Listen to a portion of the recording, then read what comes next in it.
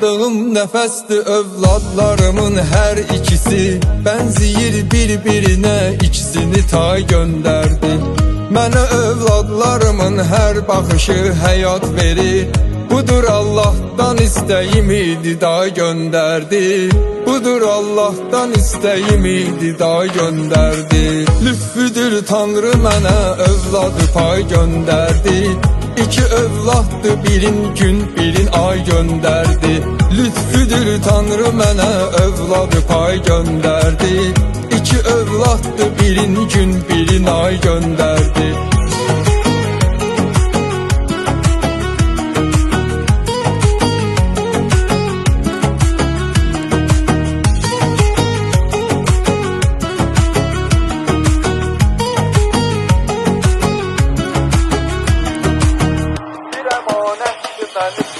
Bir əmanətdir mənim üçün, nə veribdirsə mənə.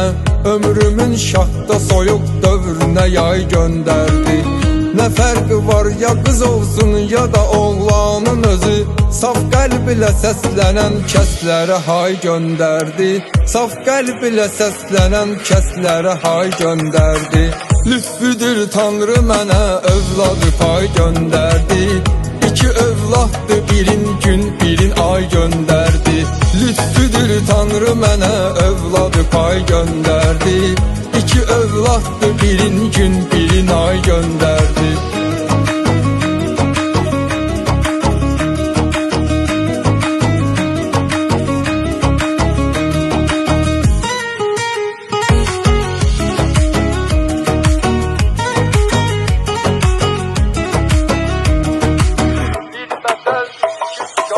Bir məsəldir ki, uşaq ailəsinin güzcüsüdür. Düşünmə bir şeyi, Allah sənə zay göndərdi. Nə mübarək, necə xoş gündür, gözəl hadisədir. Tanrı bəxş etdi, əvəzsiz bir olay göndərdi. Tanrı bəxş etdi, əvəzsiz bir olay göndərdi. Lütfüdür Tanrı mənə övladı pay göndərdi. İki övladdı, birin gün, birin ay göndərdi. Lütfüdür Tanrı mənə övladı pay göndərdi.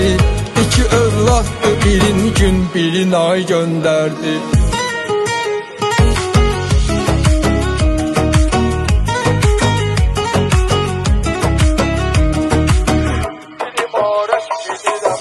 Bir imarət bilirəm, övladı var dövlətdir. Mənə Tanrı bərbəzəkli bir saray göndərdi. Birinin Cahangirdir, o biri Cahandardır adı. Nə gözəl paydı, olmayanlara pay göndərdi. Nə gözəl paydı, olmayanlara pay göndərdi.